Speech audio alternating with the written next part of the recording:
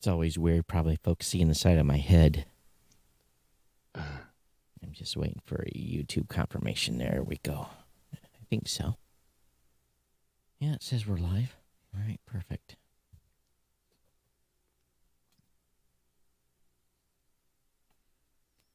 Hey everyone, welcome to the new media show. Of course, my name is Todd Cochran. Rob, welcome to the show. How you doing? I'm doing terrific, Todd. How about you? No complaints, but I see you have a new sign. So you do? Okay. Yeah, so I guess I'm going to have to get a new sign in the room. I'll put a big fat one right there. It says Blueberry Podcasting.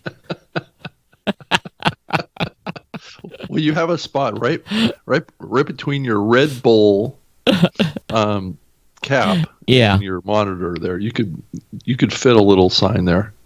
Oh, it wouldn't be very hard at all. No, it wouldn't. So anyway, what's happening?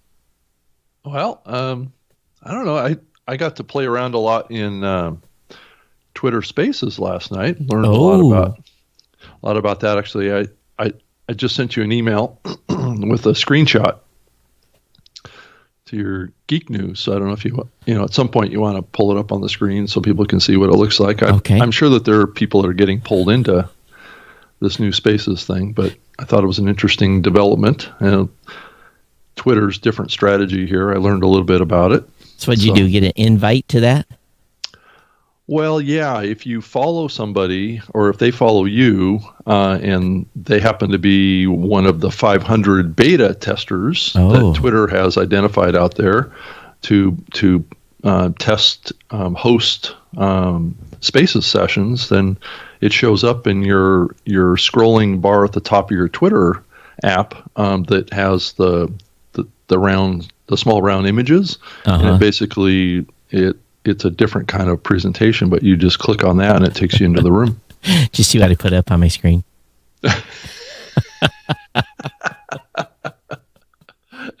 But I also have the new media show logo there too. So there you go. I'm just teasing. I'll switch it back. I know you are. But I think you should have a Blueberry sign behind you. I think that would be appropriate. Yeah, maybe. Yeah. Yeah. So I'm looking at the email you sent me, and okay, I don't know if I can. Let me see if I can save this image, and then maybe I can bring it up on the screen. It'll be better. Put it on the desktop. Rob. Yeah, I won't be able to see it, but yeah. So what I see. No, can I do this? Well, all right. Let me see if I can show what I'm seeing. So what I'm seeing here, it says Nicholas Morrows, and then it's got your thing. It says at Rob Greenlee, give a watch to the latest Buzzin' podcast and meet him in the on-demand video replay. Is that what you sent me? Oh yeah, and then it's all one screenshot. So when a session is going on, the host can share a link at the top of the page to something that's being talked about. So they brought me in there to, and they talked a little bit about podcasting, and the host put that link, which was basically a tweet, up at the top of the page. So that's why that's up there. Well, for the first time in ages, Macs are computers too. My Mac just crashed. What? Yeah, just crashed. I don't know what happened, but it's okay. We're still online. So Macs do crash, ladies and gentlemen. Yes. That was really weird. It just blinked and died on me. Wow. All right, that's back. Weird. Yeah, it is really weird. Yeah. So it's coming back. Okay. Well, that's a good sign. Maybe it's time for a new MacBook Pro. I guess that's true. Yeah, everything's restoring here. But so what was what's your impression? What do you think? Do you think they're going to give a run for the money? It's a little different model compared to Clubhouse. They feel like these rooms or these sessions need to be more more impromptu, and also not themed, to have just a person. Oh, so it's just your name versus a... Right, exactly. It's a completely different thing. So you bring people into the room, or those people join the room. I guess it's a opt-in thing. And anybody in the room can speak. It's just a matter of turning your positioning from being a listener to a speaker. So the host doesn't have control over I like that. Who actually has the ability to speak. So the topics can be all over the map. It can be current events. It can be whatever people want to talk about. It doesn't have to be focused on a particular topic. Right. And there's also all sorts of emojis that you can trigger on your little round icon to clap or to give 100% or to favorite things. Plus, it also has a built-in capability of transcripts too, which I thought was interesting. It's not working right now, but it's a different approach. There isn't clubs, right? It's like in Clubhouse where I don't even know how you make a club in Clubhouse. I guess you have to be a superhero over there to get it. Yeah, you have to be a fairly heavy user. Plus, you have to apply for it. And you have to present what that. It's not even an option in my lineup. Right. So that's what's going on over there, and that's what's quite different than Spaces. And I did hear, this is just a rumor, but I heard that that the Instagram folks may be working on a Spaces and Clubhouse competitor right now as well. There's rumors that Facebook maybe could wind up buying Clubhouse. So you see this medium starting to really kind of heat up, and a lot of people taking interest. And so I applied to be a Twitter Spaces host, and all that stuff too. There's an application process. Actually, it's in my Twitter feed. If you wanted to go in and apply to be a host of Twitter Spaces, I guess they're looking for more hosts, and they're going to scale it up. Huh. Yeah. So that's what I learned about it. I agree. Tom Webster posted something on Facebook about Clubhouse, and right. Yeah, I saw that. I was 100% in agreement. It's become now cliquey. I go into rooms and it's the same 6-7 people, right. Same 6-7 people, same 6-7 people. Yeah. And that to me is, I was in a room for 3 hours yesterday. Yeah, that's happened to me before and just, too. I'm not expecting to get called up or anything, but couldn't even raise a hand to say I had something to say. So I don't know what the story with that is. Yeah, they have that feature in Clubhouse where you can turn off people even raising the hand because they want to say something. So that's dramatically what's different about Clubhouse compared to Spaces. Yeah. That may be good, it may be bad, depending on what the content is and the subjects. Well, why go into an event where you can't even participate? That was my whole thing. It's just like, okay. Well, it's the same thing. I mean, at a conference, right, Todd? I mean, a lot of sessions at a conference, you go in and you listen. But there's always question and answer time. Right. And it turns into a little bit of a popularity contest. Right, that's true too. And if the people on stage know you or know of you, and they're more likely to invite you up on the stage. Right? Yeah, I'm not so sure. Right. So, one of the rooms requires you to put their damn logo on your face to even be called up. And I'm like, I'm not going to do that. Oh, that's the Steve Olsher. Yeah. Why would I put Club Pod on my face if I... Well, it's a vote of loyalty is what it is, right? But let's call a spade on that. All right. Well, at the same point, if you are, then how does people know who you are? Well, there's extensive profiles. I mean, there's people in there that have 2,000 words in their profile. I think that's a little extreme, isn't it?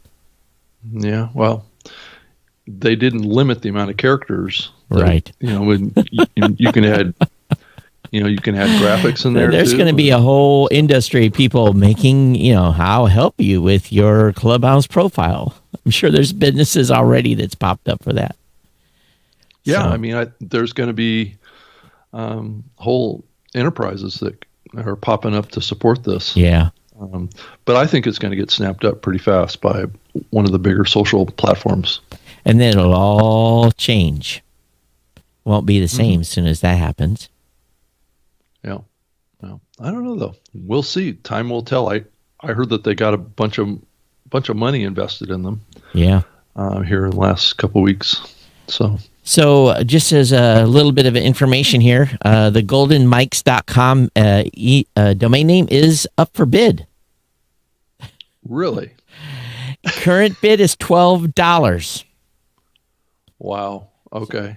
Yep. So if you want to bid for the goldenmics.com, Rob. Why would I want to do that? Well, I'm just, just a little bit of a flashback to the to last February. Right. Yeah. $12. Wow. I might even put a bid in for $50 on that one. What? I don't know what I would use. There's some value there. You think so? No, I'm just kidding. Well, who knows? Well, I'm surprised it wasn't grabbed up by the awards that actually uses that name. Well, it was pointed to something else before, and this is just now. It's up for sale now. Oh, maybe they dropped that particular award name. Yeah. See where it's pointed to now. Yeah, it's pointing towards GoDaddy auctions. So I probably shouldn't have said something because now 50 people will go over and bid on the stupid thing. Well, that's all right. I don't think that there's any need to jump into that. So I did notice that Patreon, I guess, signed a deal with Joe Budden, the podcaster Joe Budden. I thought that was for an exclusive podcast-related activity. Yet his podcast is still out on public availability. Yeah, so it must be they signed him to do special events. Probably on Patreon, probably is my guess. But I thought that was interesting, and thank you, James Cridlin. But I'm pulling some of this stuff from his newsletter. Okay. And many of you probably heard about all this stuff. But I guess in 2020, the Headliner platform had 272,000 new users. That's pretty impressive. Yeah. I mean, if you think about how many podcasts are out there, right. Mainly who's using that platform is podcasters. So that's a pretty good chunk of the active podcast market. I know you guys integrated, we integrated. Matter of fact, we got rid of some of our social promotion tools, largely because they just, they're doing it. They're doing it better. They built it. That's their focus, and I don't have to, keep connections to Facebook and keep fake connections to Twitter and all this other stuff that continues to break all the time because they change the rules. Right. So. Yeah, that's been a real issue over the last year or so is the social platforms changing the API structures and breaking things and not letting anybody know about it. And all of a sudden you get a ticket say, hey, I can't publish to Facebook no more, or I can't push to YouTube. And it wasn't anything that makes the host look bad. Yeah. Yeah. So we still have the connection with the folks from AudioBurst. So that in itself, too, is its own social promotion tool beyond transcripts. So that's true. They've got a pro package now as well, which is pretty nice. So there's different ways to mix things up with social promotion. And yeah. Hey, Todd, I was thinking about the other day, how we keep talking about advertisers buying into larger numbers of shows is something, if we want to scale the advertising business in podcasting. And I was hearing an agency person out of, I think it was the UK, that was talking about how, they work with brands in the UK and they want to buy ad campaigns on podcasts, with, podcasters that will reach their target audience and their default is to work with the more familiar names, right? And I got to thinking about this. I go, why? I mean, what are some of the reasons why? And she shared some of them. It's easier for one thing, right? It's harder to know whether or not a smaller show reaches the market that they want to reach, because I'm not sure that there's really. I was thinking about this. Chartable is doing a okay job of kind of aggregating hosts and things like that, but I don't know that there's a searchable, and maybe you know of this, Todd, a searchable database that an advertiser can come into and search for certain types of podcasts that are open to advertising, that have been broken out by some level of analysis of their demographic profiles. There's a few sites that have done that, but only for the shows they rep. Right, exactly. But more broadly across the industry, to help advertisers, find shows that have good reputations, that have decent sized audiences. They don't have to be huge audience numbers, but to do those things that we've been talking about for years is buying across 200 shows. So how can we facilitate brands having some sort of a comfort in that purchase process? I think that what brands need to realize is they still have to trust folks like us to do that work. Right. They're not going to know. How can they know? But that's not going to scale, Todd. No, it absolutely scales. The problem is coming to you specifically is what I'm saying. Right. And saying, I want to buy this, and you have to do all the analysis for them. Well, Libsyn can do that. We can do that. Well, sure. But they don't. But more broadly across the industry of finding shows, it just feels like it's a... They have to, first of all, how else are they going to get... Okay, so an individual show, unless they're part of a network, and I want to talk about that today, there's no way that brand is ever going to find the shows, ever find all the shows, unless they go to the Apple Podcast and they take the top 500 shows there and contact them individually. They're not going to, that doesn't work. You know how much work that is? So, I know. Well, that's where technology needs to be applied here. And I keep thinking about these transcript companies that are popping up or whatever, that are pulling context out of these audio shows. There's got to be a way. I mean, I hate to think about it. It just feels like there's some solution that isn't going to violate users' privacy, but yet can help a brand better target the type of shows and be able to scale it across many, many shows. Yeah. That's all. It's got to be some sort of, there's a business opportunity there, it feels like. The problem is it exists already. But they're not, there's nothing. But not across the whole industry is what I'm saying. No, but yeah. I can essentially work with almost any show, so. Yeah, right. And you've done that. Right. So you've run campaigns across 200 shows before. 500. Well, on a single buy, but I think you use software to do that. Yeah, absolutely. Right? Something that an internal tool we have. But it's identifying which shows to add to the. That's part of our campaign. That's part of our tool. Right. So that's what I'm thinking about. If we're going to scale the advertising business, because I just feel this tension every time I go into a Clubhouse room. One of the questions is, well, I want to monetize my show. How can I monetize my show? And it's just like, people run through the list, the advertising, the sponsorship, the paid premium. And it just feels like it's the whole desire for this is ramping up. Well, I'm not going to get into the secret sauce that we built so someone can build something on their own. You're going to have to figure it out yourself. Right. But when someone comes to me with an RFP and we have a conversation, right, then I use information from that conversation to spit out a list. Right. But then I still have to do homework. I have to look at each of those shows individually. I know their stats. I already know what their running 3-month average is. I got all that information in front of me in a dashboard. So then it's just a matter of sampling the content, making sure it's good. We've already gotten agreements in place with podcasters. So then it's just like click, click, click, click, click, click, click, add to the campaign. But still the bigger problem always ends up being, in recent years, is I send over a list of, let's say, 20 shows, not 500, 20. Then a media buyer, and I don't include the downloads per episode on each show. Or a running average. I just include them a total cost for that entire package.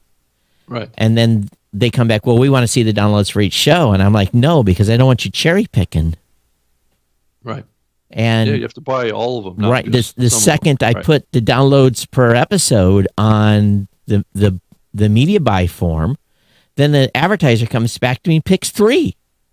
And then I say, okay, you're not, okay, now you don't reach my, see who's come to my, here, Pern. Maybe he's an aspiring podcaster. Yeah, my aspiring podcaster. She had her. I've got a mic for Mike Cat back here. Yeah, already. Rob. That picture is. That was weird. I had feedback coming in somewhere.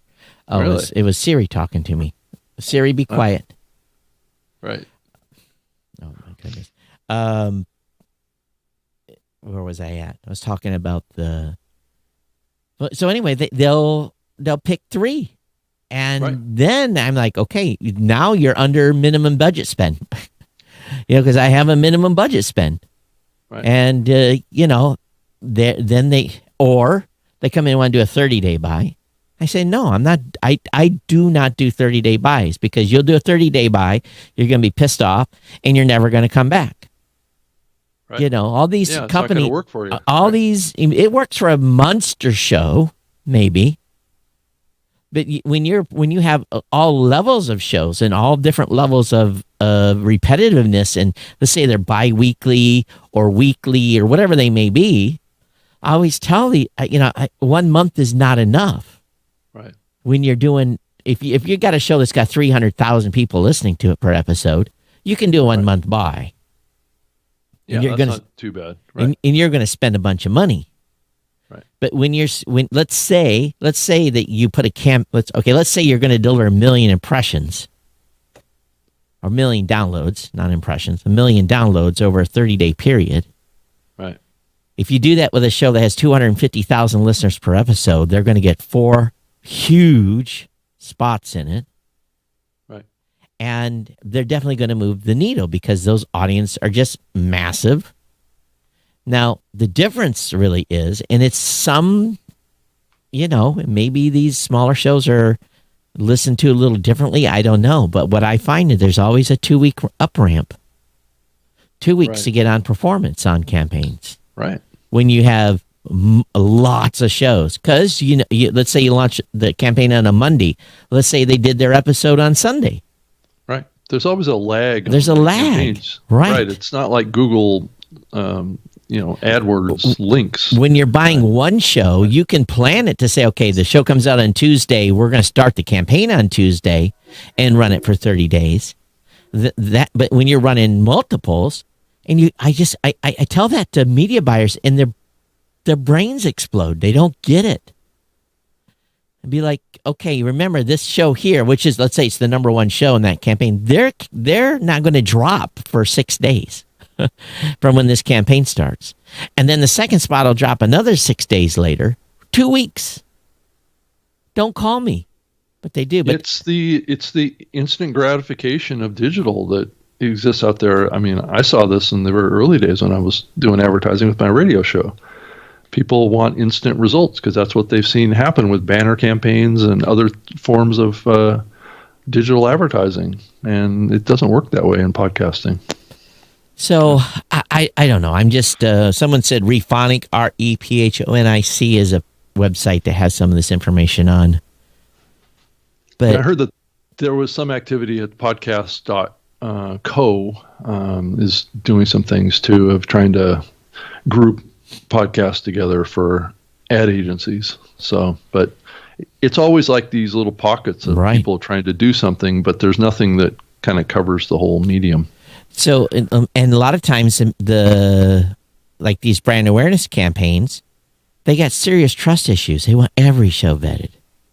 Every show they want that, they have, And they can't, Right. they're not internally going to be able to scale unless they trust me or you to do that heavy lifting. When I come them to a list, I've already spent 8 hours. Right. Or 12 or 16 or whatever. People say, when I have customers come in and say, why do you have a minimum spend? It's public. My minimum spend is $5,000, $5,000 a month. Right. And it's actually $10,000 because I make them do 2 months. Right. Well, why's your minimum spend $10,000? Because I do the same amount of work for one show as I do for 50. Right. And getting that prepped and ready to go. So there's going to be a solution, and podcasters are not going to like it. It's programmatic, and they're going to get crap. That's what's running at it right now. The problem with that is the podcaster loses control of what gets put into their content. That's where we run afoul on the aspects of podcasting, and also you lose kind of any kind of influence on the actual content itself of the ad, and how it represents against your brand that you're trying to build. So there's trade-offs. So I told and I tell them now, minimum CPM is 25. I'm not taking anything less than 25 CPM now on host endorsed. And matter of fact, it probably should be closer to 30 at this point. Yeah, I think so too. Yeah. And then they come and say they want to do programmatic, and I say, okay, what's your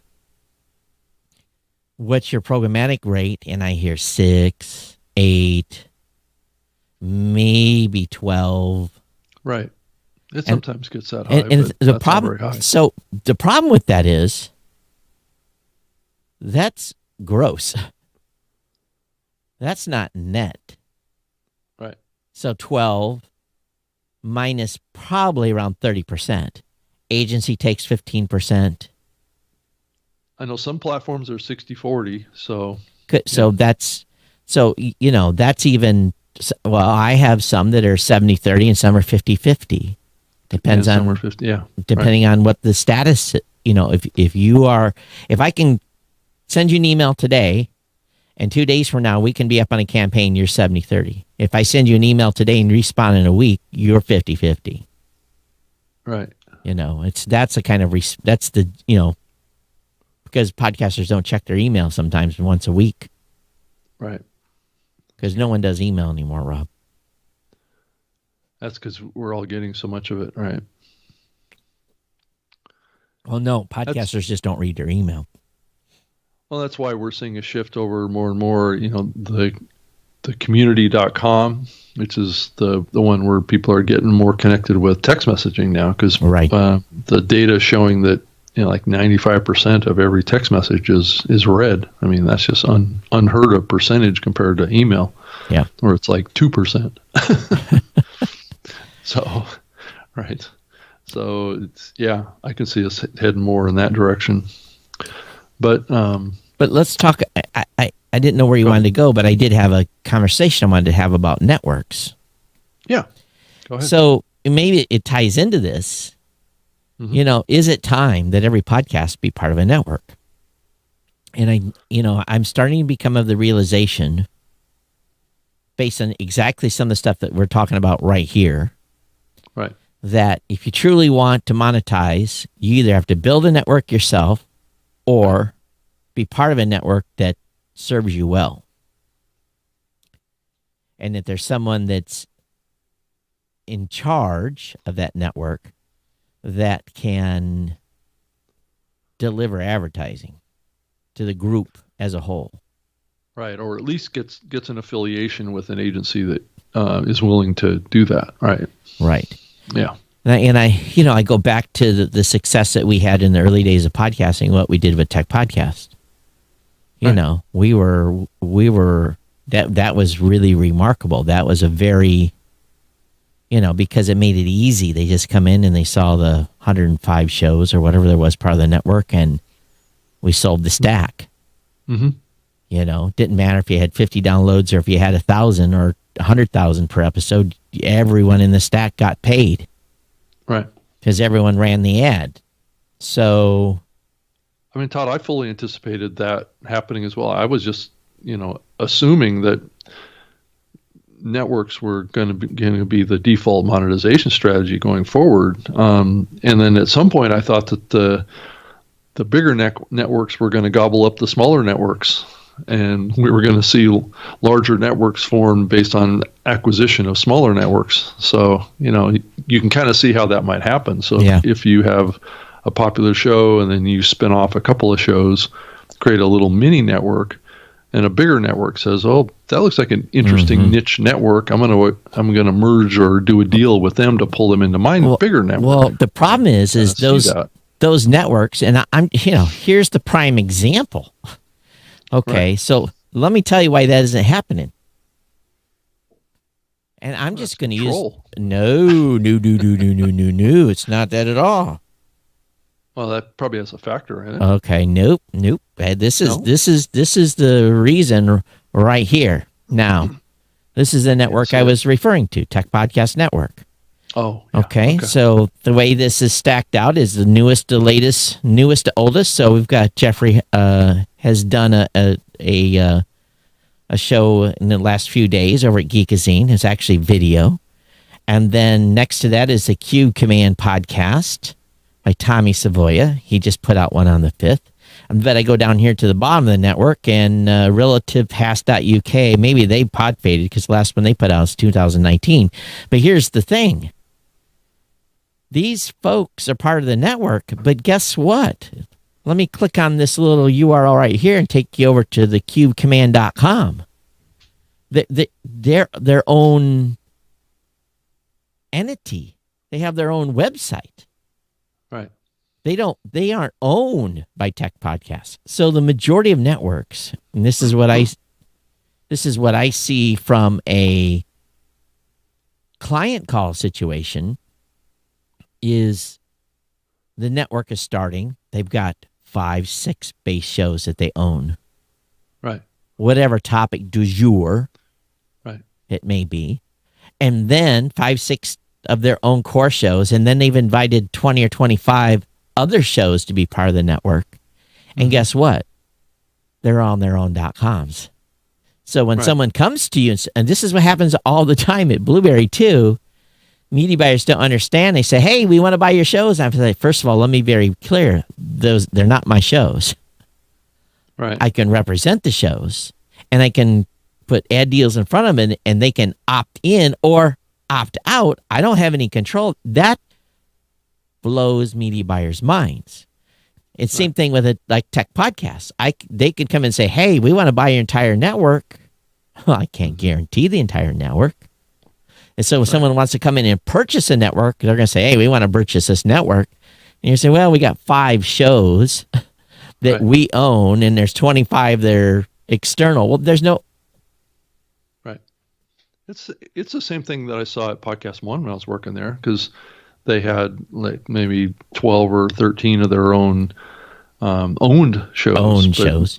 Like 150 of the other shows that were affiliated with the network were also in the ad buys. And what they would do is they would bundle the shows with the owned and operated shows. They would bundle the external shows with the owned and operated. But you're right, the ad buyers were always interested in getting their show on Adam Carolla or something like that, and then Norm would throw in a dozen other shows that were in a similar genre that were not necessarily owned by Podcast One. So, but it's not just the media buyers, Rob. It's the acquisition piece. Right. That's why networks aren't being deal that you do with those other shows, right? I mean, are they really part of the network, or are they kind of just affiliated? Right. Well, in most cases, they're affiliated and they have some rights to sell into advertising and with escape clauses and everything else. Right. But that gets back to control. It also gets back to them wanting to get the full, payment versus splitting it with a network, which is what you typically have to do. Well, another thing that happens is, okay, so we saw this with Tech Podcasts, and I don't blame the shows. Right. We had some shows that got very big. very big. Several of them are still online today. Got very big. Right. They do very well. Mm-hmm. They didn't want to do a split, so they resigned from the network, and then did their own deals where they didn't have to give the 30% cut back to the network. Right. It's the going direct part is what usually erodes this network relationship. That's right. Right. So when someone graduates to being able to do their own deals and not have to go through Todd or Rob or any, then so what did that leave me then?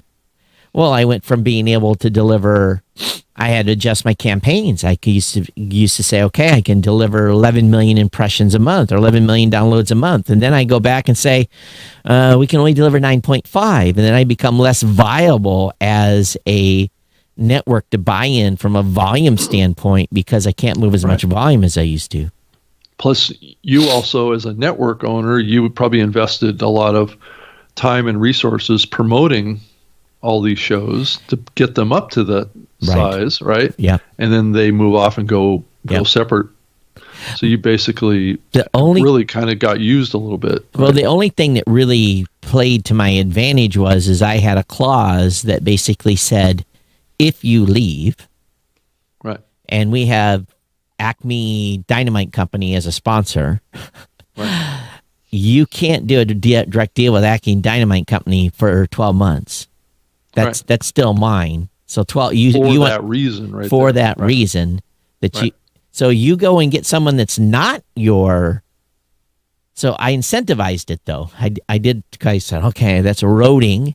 I'm losing revenue because it's eroding. So then what I said to that podcaster that left, I said, listen, if you introduce me to your advertiser, I will give you 10% off the top of the gross of any money that we get from that advertiser that comes to us for 2 years. Right.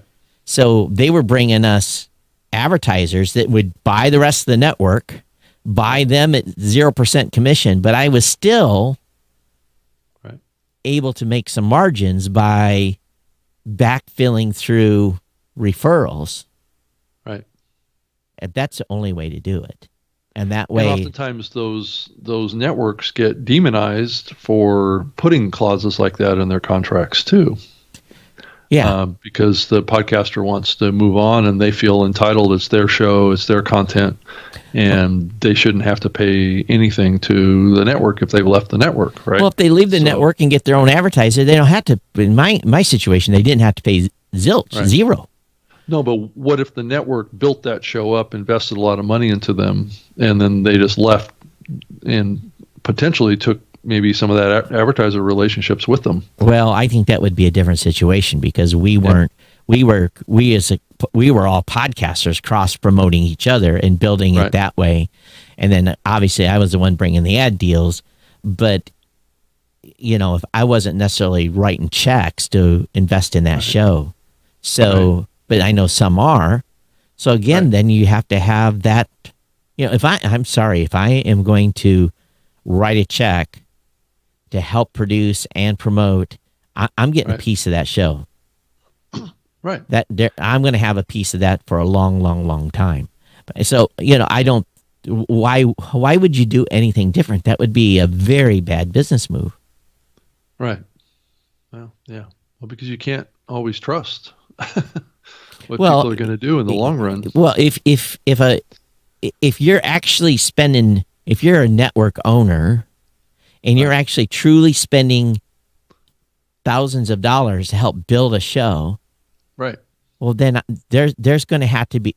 I'm not going to invest a penny in building a show unless I have a piece in it. Right, and that cuts to the core here. It's around, I guess, relationships, business ethics, all this stuff. And if there isn't, I think you're really tapping into something here, Todd, that maybe have been kind of doesn't get talked a lot about is things that have gone on. I think we've seen it here recently too, that erodes that trust relationship between networks and shows. And my agreement see, my tech podcast thing is just an association of podcasters. We don't really have a hardcore agreement. People can come and go as they please. Right. But if I'm going to build for my little network at Geek News Central, I get a couple of shows. I have a very simple one-page agreement. It's very clear what your out is, what your expect is. It's very, very simple. But if I was to go and build another network, something new, there would be owned and operated probably. There would be a 6 or 7 page agreement, network show agreement. Well, Todd, would you be more likely to build a network now of shows that you own, that you contract the talent to come in and do those shows? No. Who's okay? Rob, Libsyn want to send me over $5 or $10 million? Well, that's what that's what a lot of these networks are trying to do, right? Yeah, is they're trying to own as many of their shows as they can. And there's high risk, and that's a great model. It's proved to work, but then you need a whole different company makeup. Right. I'm not a producer. I produce my own shows. I'm lucky they breathe as they do, but I'm not a creative type to go and say, let's do a show on X, Y, and Z. Well, some people or some networks are doing that. I've seen. I can't think of one right off the top of my head. But I know, but they're wanting to own all the content, so they hire talent to come in and be the host. But they have creative people that know what type of shows they should be building. They have, that's there's real money there, and in that case, talent's talent. You're no different than a radio jock. So, and that's where I think you probably have editors, and you probably have marketing people that can promote the show. I mean, case in point, like a Wondery or iHeartRadio or whatever, and they're owned and operated shows. It's what I saw at Podcast One. But it was always the shows that were not owned by the network that were always the troublesome relationships. So I've said it here on this show 100 times. You don't want to end up on the list. You don't want to be a show that shows up on my do not spend money list or do not run advertising list. Right. Because I mean, what usually gets them on that list, Todd?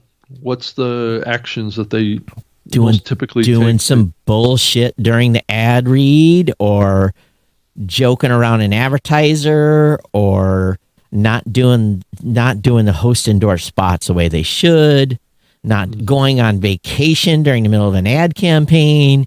I mean, or not listening when you said, hey, please do not do this, and then the next episode you do it anyway. That's another aspect that you just tapped into too, is people have gotten used to doing their podcasts and having all the freedom to decide when they're going to do it, when they're not going to do it. Once you get into the advertising business, you kind of lose that ability to say, no, I'm not going to do a show today. When I take a show off, I took Geek News Central off on Thursday, in the back of my brain, this little GoDaddy thing is sitting right here.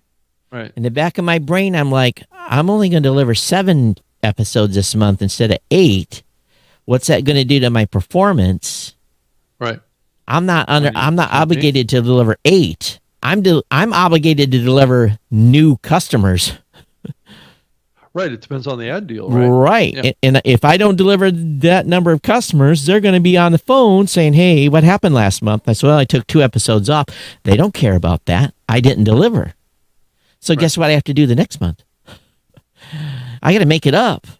I got to deliver. Deliver more. Deliver more. Right. So for me, I can afford to take a couple of shows off here and there, and I'm going to. Mm-hmm. But I'm also in the system looking and say, where are we at right now for the month? So because I have a little bit of insight into performance, not 100%, about 50%. So I've got a pretty good idea where I'm going to end up. Not a lot of shows do. Right. They don't have no insight on where they're at in a campaign. I'm lucky enough that I do because of the long-term relationship I have with GoDaddy. If we had a sponsor on this show, no way could we miss. No way. So speaking of that, have you thought about trying to get a sponsor for this show? Any of you want to sponsor this show?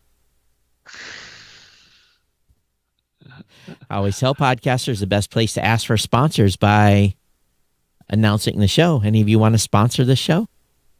If you do, Rob and I are open to it.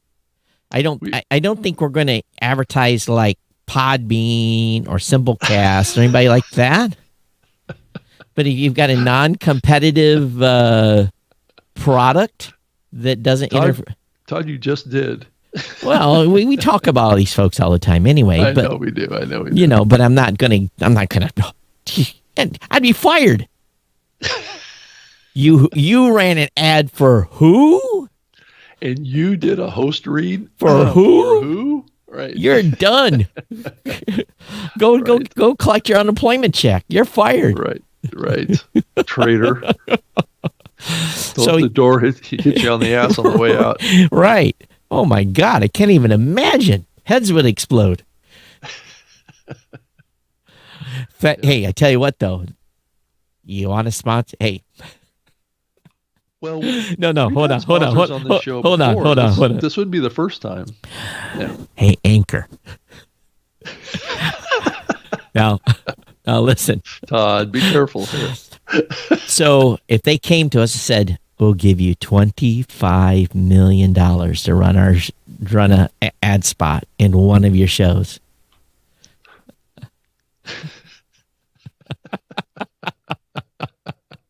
No, I would never do that. Right. Never? Wow, that's a I'd think I'll throw in Blueberry. I'd have to go. No, you're not getting it for 25.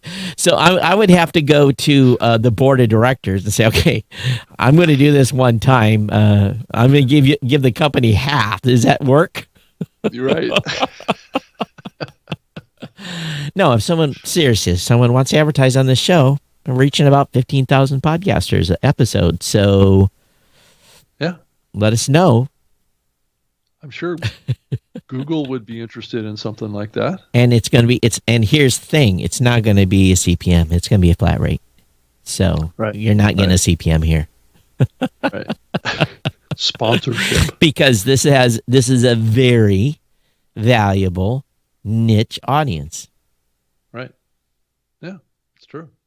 And if we're going to present something to the audience, something that Rob and I would be willing to endorse, we're both going to have to agree we like it. Yeah. And can sign off on it. And it doesn't conflict with other things that we're doing. So not too much of a conflict anyway. Right. So yeah, if you're interested, drop us a note. The best thing to do, if you love the show, all you got to do is donate. Just donate to the show. There's a PayPal link on the front of the website. Well, let's make a commitment. Maybe we mention those donations when they come in, and if it happens to be a company, we'll say something about them. Yeah. Speaking of money, if you are interested in becoming a Podcast Awards sponsor, now is the time. That's true. Yeah, there's a whole, you can best of categories you can sponsor. There's lots of opportunities there to make an impression, and they're relatively inexpensive considering the type of traffic you get on that website. So, and the Ambie Awards are looking for sponsors too. So. How's that going?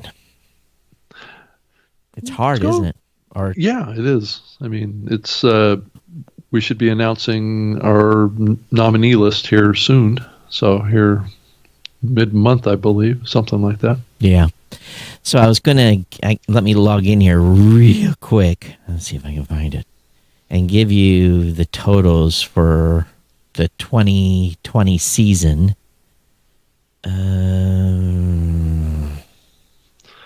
So as an example, okay, so from the time we announced the opening of so basically January 1st of 2020 until September 30th, or so, we had about 10 million page loads on podcastawards.com. And then from September to or October to the end of the year, the traffic goes way down. But the search traffic to that site is pretty incredible. And the outlinking is that's what blows me away every time, is people come into a category and they go click, click, click, click, click, click, click all 10 shows and subscribe to 10 shows right from within a specific category. But anyway, enough begging for money. So I wanted to say I ordered a Rodecaster Pro. Oh. And so I'll be able to, and I got the TRRS cable ordered too. So I'll be able to, we'll be able to, in the next couple of weeks, be able to do this show live on Clubhouse too, if we want to. Okay. So that's coming. As far as our guests that we keep talking about, those are getting pushed off until after the middle of the month. And one of the guests, I think we're going to have to do a pre-recorded audio, so it won't be live. So, yeah. So Harold said, what about building a podcast network? It would be a YouTube-like network for podcasters. Let the advertisers build their own dynamic ads against categories like YouTube does. Now, again, it's programmatic. I don't think it'll fly. Right. It's not going to deliver the CPMs that... Yeah, I still think that the better model is the creating your own small network of shows that you own. I think that's the better model. Sean says, I got the first dibs on the Raw Voice private jet. Sean, we're going to have a bigger sponsorship than $25 million to get a jet. Sorry, jets are expensive. Maybe we can rent a jet for 1 hour. You can rent jets. Yeah. We're coach for everybody.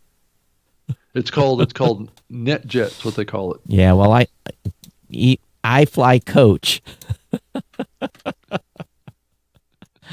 Rob, there's a website out there that you can go in and you can schedule a private jet. I live in the middle of nowhere. There is no private jets here. I have to drive 2 hours to get a private jet, and then so if I'm at the airport, just fly commercial. So no private jets here. I am going to get my pilot's license, though. So I'm going to spend my GI Bill. Oh, you are going to do that? Yeah, I'm going to. I finally made the decision to do it. So nothing else I can. Maybe I have enough money to get the two engine qualified. That's the goal. Well, Todd, the other thing that you have to do when you start going down that path is you got to get good insurance. Of course. Airplanes are safe. Rob, I flew. Oh, they are. Huh? Okay. I did left-hand turns in combat zones with people shooting old relic surface-to-air missiles with car batteries at me. So I am not worried. No. Okay. Yeah, I'm not worried. So did you learn how to fly when you were in the military? Nope. I sit in the back and run gear. Okay. I have some stick time. Everyone that's that's in a multi-engine aircraft that flies as air crew. And I've got FA-18 time too. Dual seat RAG. Oh, I better explain what that means.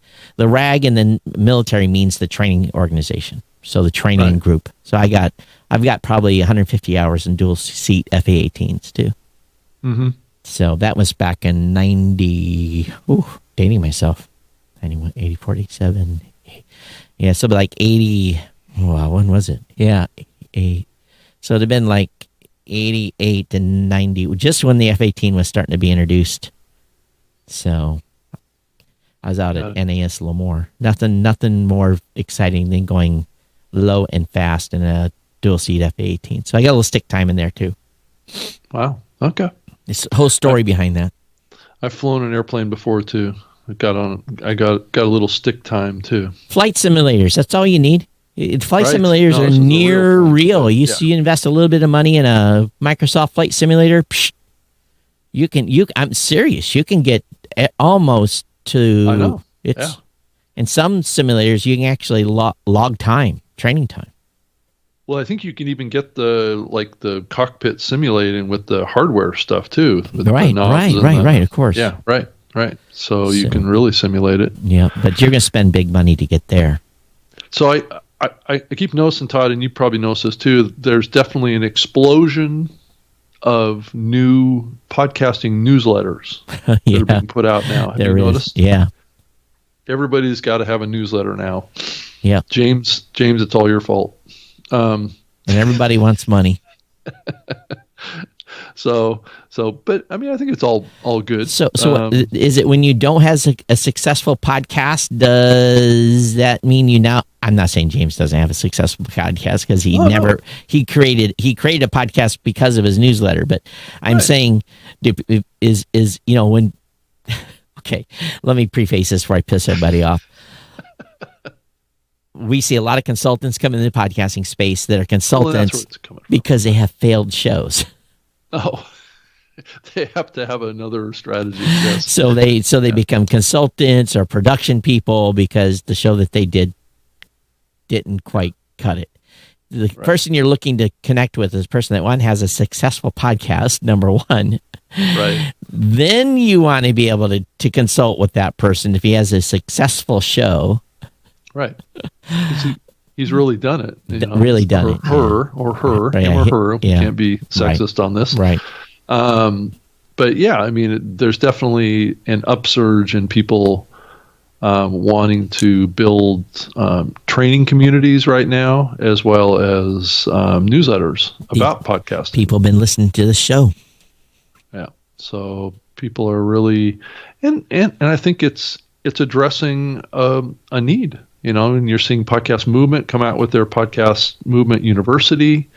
The emphasis on education and training and helping podcasters is just blossoming right now. But there's also a blossoming of misinformation too. Yeah. That's happening out there. I commented on Dave Jackson's Facebook post yesterday. He said he got some booking group sent him an email, and he responded, and you know who I am, and do you think I need your services? And I do. And then they responded by sending this price list. So it's like tone deaf. Get the customer at all cost. I'm not necessarily a fan of booking services if you can't book your own guest. Right. And relying on. If you're a speaker, I've been a customer of those platforms before and got booked for a year on all sorts of different podcasts. But yeah, I mean, it serves a purpose, but yeah, I'm not doing it right now, and I haven't for a couple of years now. So yeah. I have enough interviews that I get solicited. Yeah, exactly. I just get a natural flow of them coming in now anyway, so I don't really need to worry about trying to pay to have that marketed. So I did see that Spotify put out some latest results of what's going on with podcasts on their platform, and it says they're attributing 24% growth in Spotify subscribers because of podcasting. So being added to the platform. So, interesting. There, I was interviewed by a reporter about a week ago, and I really, really wish this interview results or the article would be outside of a paywall. I actually complimented the reporter because for the first time in a very, very long time, the reporter reported as I stated. Mm-hmm. In other words, there wasn't change a little bit or tried to fit an agenda. She just point by point by point by point really didn't take me out of context, quoted me correctly. I wrote her back, and it's Singapore. It's a Singapore daily newspaper.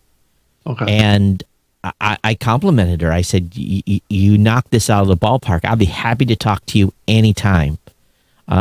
Because she did such a good job. I really wish I could have that as an example that wasn't behind a paywall that I could send to reporters. It was truly a real piece. And if someone comes back to me on that article, and I don't have any problem defending because she didn't misquote me, and put everything within context. Once in a while you run into a true professional, and she was one. So So did she record it? I don't know. I heard it clacking away as I was talking, so I know she was taking notes, and she didn't ask me to record. I assume anytime I'm talking to a reporter that I'm being recorded. I just assume that. Yeah. I think that's a reasonable assumption. Yeah. So I was very, very pleased, and I submitted it to my team, and even my other team members said, "Wow, she got it right. It sounds like you." And right. So no agenda, and it was truly an article that just kind of laid things out that was really going on in the space right now. So I was very, very pleased with it. So what was the focus of the article? Talking about topic? Just about the podcasting space and big podcasters. They talked about the Prince Harry and all these big shows that have launched, and then the big investments in podcasting. So it was around that theme, and so I talked about it at length with that. And if people listen to the show, they know how I responded already, because again, it was replicating the formula of what we talk about here. Got a hair flying, a cat hair was flying through the air. Sorry for those of you watching. I didn't see it. Yeah, I went to grab it. So I saw that the Nielsen podcast buying power service is, I guess, announced that they're working with 3 new organizations in the podcast advertising business: Active International, Ad Results Media, and Oxford Road. Those last 2 are more familiar to me than I know the last 2. Active International. I'm not sure who that is, but I think that's the listener, psychographic data analysis. I know one thing though, Rob. We got to get conferences going again. I just feel like we're losing touch with podcasters. Well, the only place that I'm seeing it happen really effectively is it's happening over there is in Clubhouse right now. But again, it's the same faces, same names. It is. Yep. So, and it's not always terrific information being shared either. But there's some good people out there. I've been complaining about it, so I guess maybe it's time, to. The best way is shit or get off the pot. So maybe it's time for me to. Start a room and just, try it for an hour and see who comes in. And we're going to do it with this show, I think. So, that would be a good avenue. That's proactive for us to contribute to that community in a positive way. So how does that work with you being the control board? You would be on the panel. I would not be able to be on the panel because I'm going to be talking through this mic. So what do I do? Well, I'm going to be talking through this mic too. So it's just a matter of you would hear everybody from Clubhouse through your headphones. But how would I guess I would just have to come in Clubhouse and silence my phone. Right. And you could see who's in the room. Right. You could click on their little icon and see who they are, if they're speaking or whatever. So, yeah. And that's something I would have to manage here. So, all right. Meg is having an event. Meg is actually in our chat room right now. She says you're on the Clubhouse schedule. So we're going to be on the 13th. Right. That's a week from today at 3 p.m. Eastern, I'm hoping. Is that right? I can't remember here. Let's see here. She's going to confirm with us, but I think it's 3 p.m. Eastern. Yeah, but I'm looking it up right now. Let's see here. It took me forever to find that event stuff that you're talking about. I was clicking everything. Yeah, it's at 3 p.m. Pacific, 6 p.m. Eastern. Oh man. Yeah. I'm going to have to change my schedule again. Okay. That's the 13th. It's the title is How to Start and Grow a Podcast. All right. So that's our opportunity. For an hour, we're going to be on. Are you going to patch it in with this, or are we just going to, I would assume we're just going to go in with our phones on that. Yeah, we'll just go in. I mean, I'm going to go in with my MV7. I'm going to use my MV7 microphone. with it. Have you been testing? Yeah. Have you played with that already? What's that? Have you used your MV7 with Clubhouse? Yeah. Yeah. I did notice that the MV7 doesn't work with the Twitter Spaces platform, though. So I plugged that into the Lightning port on my iPhone, and the whole thing goes silent. So did it come with the right cable to do that, or did you have to order a cable with your MV7 to make it work with your iPhone? Yeah, I had to use that the adapter that Apple makes that basically enables you to plug it into your computer. So so you ordered you had to order a cable then. Yeah, it has like a USB connection on the bottom of it, as well as a Lightning port connection for power, so I can have power going into the phone the same time I have the two-way audio. So what'd you do? Just hook the USB into a brick to keep the phone charged, or? Yeah, into like a USB port or something like that. Yeah, I got you. Yeah, yep. So yeah, I have it back behind you there. It's got like one of those little car phone holders that's attached to the thing, so I can have the phone right in front of me. So I'm going to Apple right now, and what is that cable called? Well, here. It's your Mac, iPad, watch, music, not support. I need accessories. Where do you find accessories on the Apple website? Whoops. This is it right here. Oh, let me see. Okay, what's on the other? Oh, I've got one of those. All right. So it's got a fire. Oh, I got you. Yep. Yeah, I have. It's got a full USB. So it's a Lightning port on one side, USB / fire on the. Yep. Other side. Right. And then you use the cable that came with the MX7. The MV7. MV7. Right. And it plugs right in, and it takes the audio in and out. But I do have to listen on my earpods. Right. So how do you? Oh, that's weird. So I can talk into the microphone, and it goes in. But then when I'm listening to the audio, I'm on my earpods. Which actually works pretty good because I can move around a lot more. Gotcha. All right. So well, that's yeah, I'm going to use the same thing, the same adapter with the Rode Procaster as well. All right, I got you. Yep. Well, it gives me a reason maybe to, buy an MV7. Yeah. Well, you own what a Q2U by chance, or I've got a like ATR or anything ATR like something. That? Yeah. I'm sure that'll work with it. See, I haven't been traveling. I have to go find the stupid thing. Yeah, I have them back behind me there. Yeah, I can grab one anytime. But yeah, I have too many microphones, but that's okay. I was thinking about maybe trying out a different microphone at some point, and that would be like a shotgun mic. Here's the thing about shotgun mics. You can spend a lot of money on them and really screw up how you use them. I've got 2 or 3 here. Oh, you do? Yeah, that I've used with camcorders or with recording on my pro cameras that I've got. Yeah, that's what I was thinking of, attaching it to my my teleprompter here and have it pointed right at me.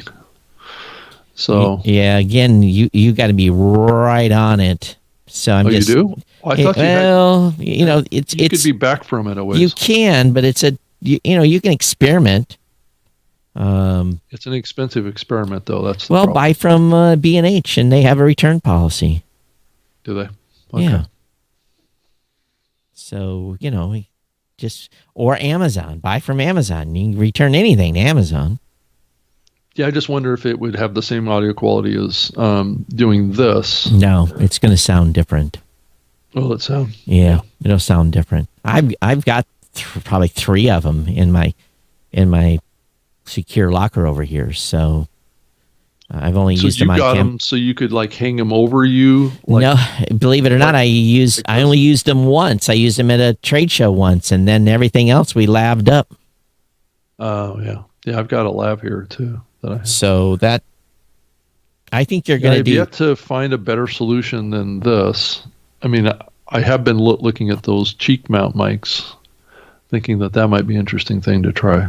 But I think you'll be well pleased with one of those ear ones, the one that I showed you from starts with a C. What is the name of that company? Countryman. I think you'll be well happy with one of those. Now they're wired, and you're going to have a cord long enough to run over. Not only that, you're going to have an inline amplifier in it too. So, what, like a cloud lifter? Yeah. And you got to buy the right one, because I believe the Countrymen are. Well, I do have this unit here. There's two types of cloud lifters. Okay, I do have this for my Audio-Technica lavalier. Yeah. And I believe it takes phantom power. I think the Countryman, you have to check the Countryman website, but I believe they take I've got two of those Countrymans. I believe they take phantom power. I think they're required. Yeah. So it's interesting to play around with these things and figure out something that works. I mean, I don't necessarily like this in my face all the time for everything I do. Well, I think you'd be happy with the Countryman, be honest with you. That's the closest I have found to this, because I've experimented with everything here in the studio. Yeah. Right. And matter of fact, maybe I can do the show from the other studio one time where I'm standing. It might be a good.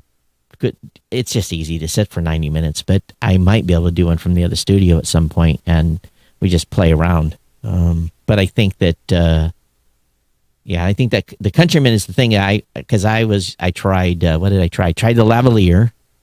I just didn't like the quality. I really didn't. And yeah, I think I only use it occasionally for my conference calls that I do when I don't want this in my face. Right.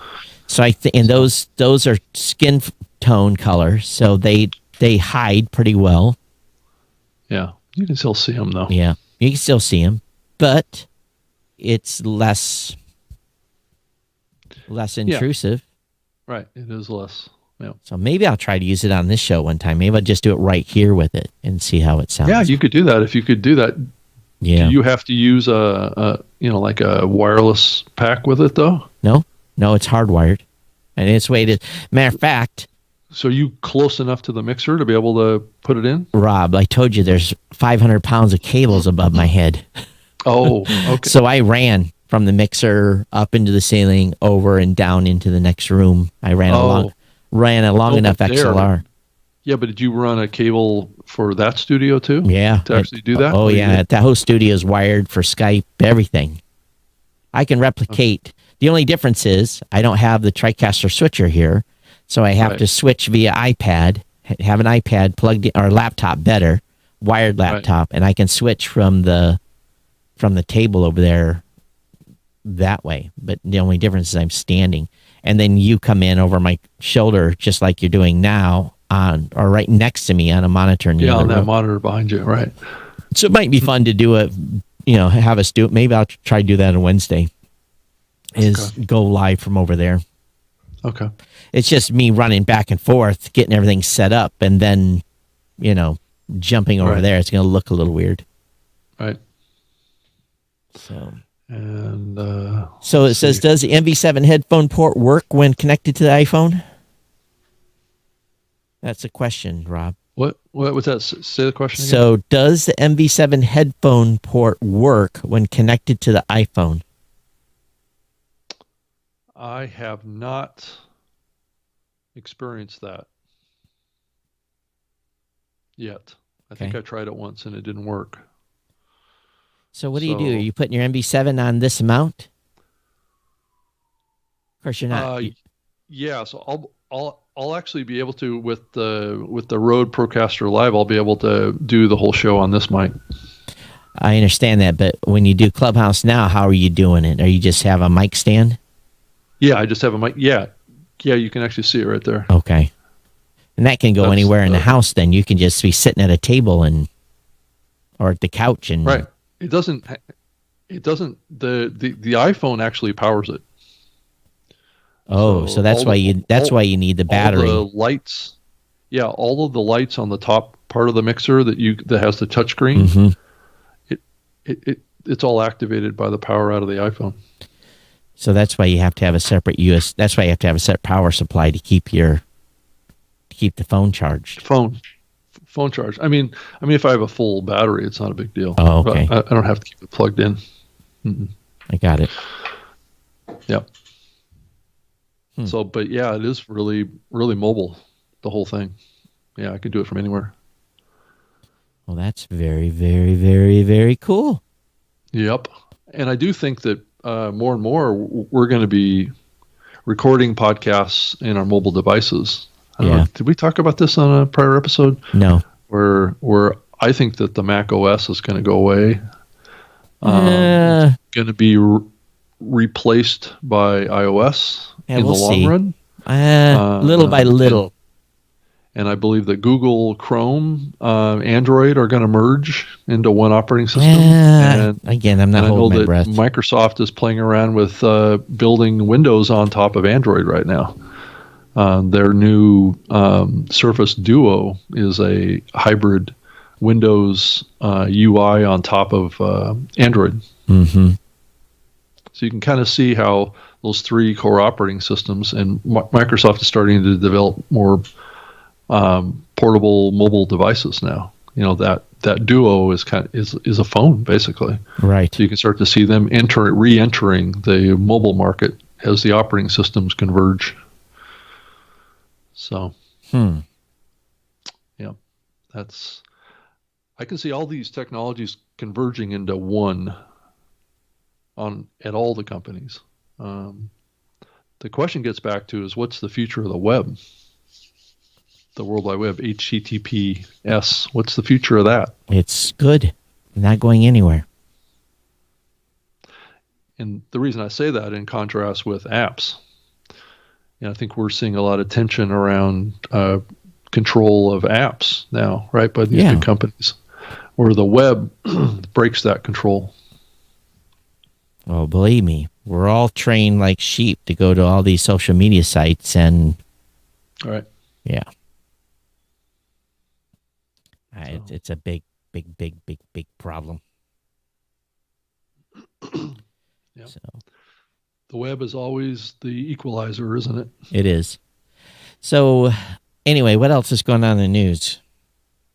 What's that? What else is going on in the news? Anything else? What else is going on? I guess the New York Times said that they made $36 million in 2020 on advertising and podcasts. And they said it was up or a little bit or down or something. It says was up $7 million. Total advertising revenue for the business declined by 20%, though. Huh. So it's their only growth area, it looks like. So let's see here. What else did James put in his newsletter that was interesting?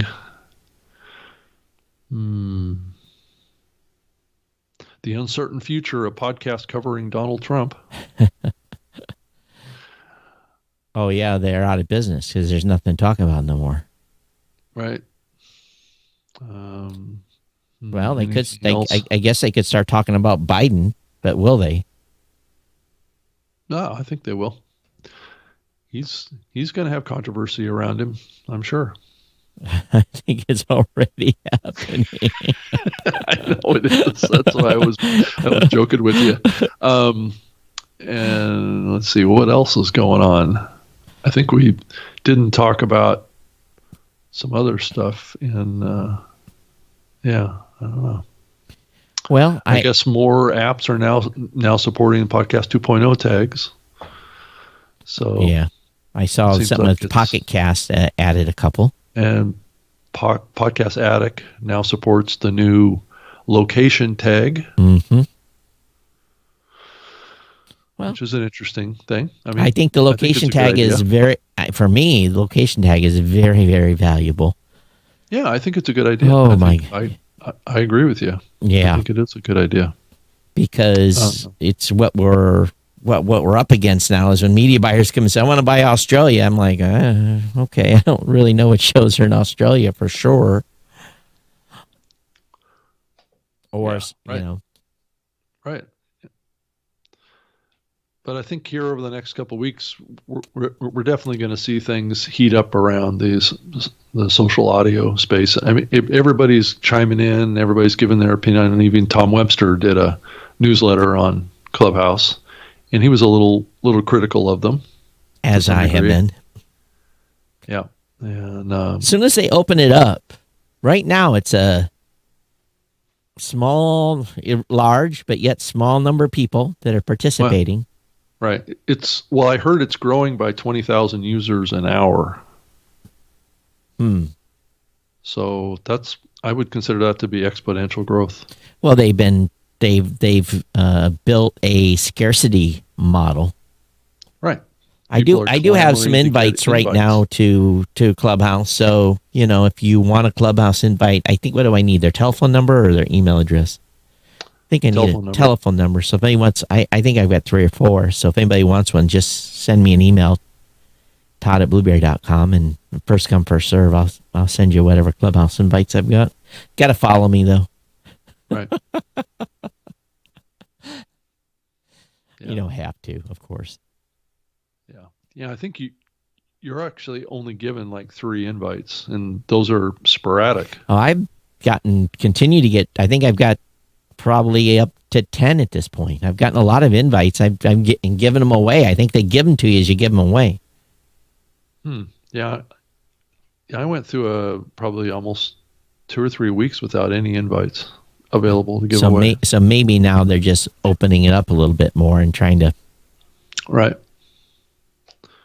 Yeah, I think it was growing maybe a little too fast, because I was noticing that they were having some performance issues. Oh. I don't know if we talked about the Pacific content article about them.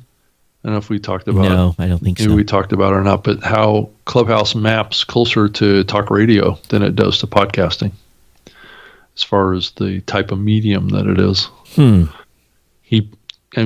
He basically put like a checkbox thing of different characteristics of podcasting and the same characteristics with Clubhouse, and it's exact inverse of each other. So he's saying that Clubhouse's audio quality is not very good, but audio quality in podcasting is good. Is content in Clubhouse on demand? No. Is it on demand with podcasting? Yes. Is it a narrative format typically? Clubhouse? No. Podcasting? Yes. Does it have the ability of an immersive theater of the mind type of experience? Clubhouse not. Podcasting yes. And is podcasting live? Well, I guess we're an example of a crossover show, right? That does both.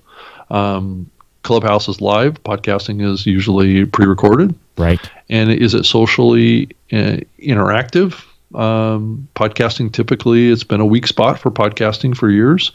We're probably more socially interactive on this show because we can see what's comments are happening on social. Right. Clubhouse is totally socially interactive. I mean, that's the whole point of it. Is it topical and reactive? Podcasting typically is not so much. It's a little bit delayed typically, depending on if you're doing a show like we are, where Clubhouse can be totally topical, reactive in real time. So and we've seen that here over the last couple of weeks. Yeah.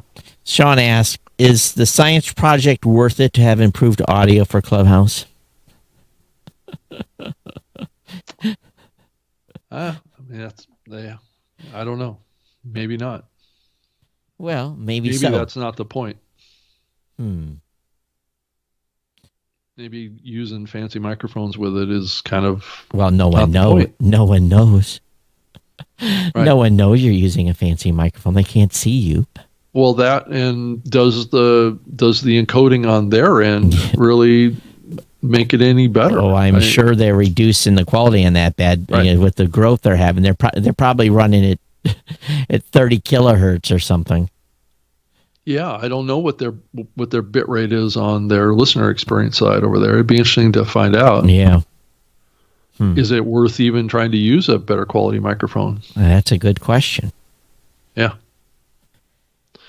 But I know that Twitter Spaces doesn't even support a higher quality microphone plugged into the Lightning port. That's weird that it doesn't, because, well, it must be Clubhouse made their app to be able to see that. Yeah. That's the only explanation I can come up with. Huh. I mean, the first time, this was like 2 or 3 weeks ago, I got pulled into a Twitter Spaces account. I couldn't hear or say anything in the app. It just wouldn't even work with my iPhone. Wow. I mean, I could visually see things going on with the space, but I couldn't actually say anything or hear anything. So that was very early, I guess, in their development. Right. But, yeah. Anyway. So does that MX7 mount the same way these do? The MV7? MV7, yeah. Does it mount the same way? Yeah, it's got the same, exactly, almost identical, same kind of mount. I got you. This. Yep. It doesn't attach the XLR here. Yeah. Because I'm thinking that, here's the geek in me. So I'm going to be on the couch. Right. Well, I mean, a common way of doing it is with your earpods, right? Right. But if I'm going to be on the couch and I wanted to have a good mic in front of me, to speak into this thing, I'm going to have a different type of mic stand, because I don't want to, if you're going to sit for 2 or 3 hours just jawing, there's no reason. You want to be comfortable. Yeah, you want to be comfortable. So you're going to have some sort of mic stand that will work when you're sitting in the couch. Well, I hear a lot of people joining these rooms from, and I think I've said this before, from their car or from the grocery store or in the kitchen. I could hear people in the past chopping vegetables while they're, things like that, while they're talking. So, right. Yeah. Huh. So, yeah. But, yeah. So we will give this a try sometime. I'm not exactly sure when I'm getting my Rodecaster, but it's going to be here probably in the next couple of weeks. Yeah, make sure you do some long, like I said, you're on a PC anyway. You're not on a Mac. Yeah. So, yeah, I've had my Rodecaster dropping off recently in my Mac. I don't know why. So I'll do some testing with it before we obviously try and do it live. All right. Well, this is going to bring us to the end. We're at 90 minutes. And, wow, we've been all over the place today. But we have. I was able to get the main topic I wanted to talk about was network. So that was a big key to today. So got that busted out. Rob, how can they reach you? On Twitter, I guess on Clubhouse, I should say that too. It's my Clubhouse address is the same as my Twitter address, so just at Rob Greenlee. Mm-hmm. And I can also be reached via email, robg@libsyn.com. I think mine's my actual name on Clubhouse. I think it's at Todd Cochran or something. Yeah. So yeah, I think it is. Yeah, most people don't know what the hell at Geek News is, but it's holdover. All right, everyone. Todd at Blueberry.com, at Geek News on Twitter, and at Todd Cochran on Clubhouse. God help me. Anyway, thanks for being here. We appreciate y'all being on, and we'll be back with you on Wednesday at 3 p.m. Eastern, and hope you'll join us there. I was a little late in getting the last episode out, so I apologize about that. It is up in the feed now. So I just, actually what I did is I had a senior moment. I forgot. So, all right. Anyway, hey, it's always available on Facebook, Twitter, and everywhere else we're at. Oh, yeah. It's always out there. But, all right, everyone. We'll see you next time. Thanks for being here. Take care. Thank you. Yep. Bye. Bye-bye.